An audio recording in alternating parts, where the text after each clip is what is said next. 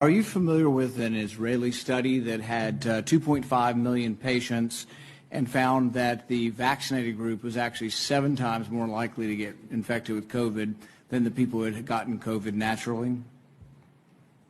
Senator, I have to get back to you on that one. I'm not familiar with that study.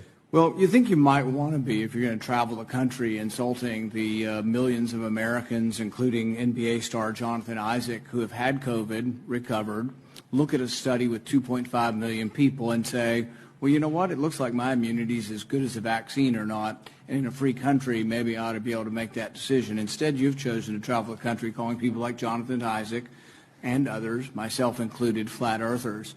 We find that very insulting, goes against the science. Are you a doctor or a medical doctor? I've worked over 30 years on health policy. You're not a medical doctor. Do you have a science degree?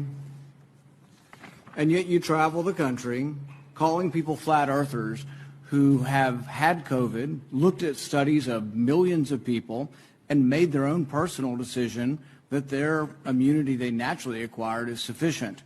But you presume somehow to tell over 100 million Americans who have survived COVID that we have no right to determine our own medical care.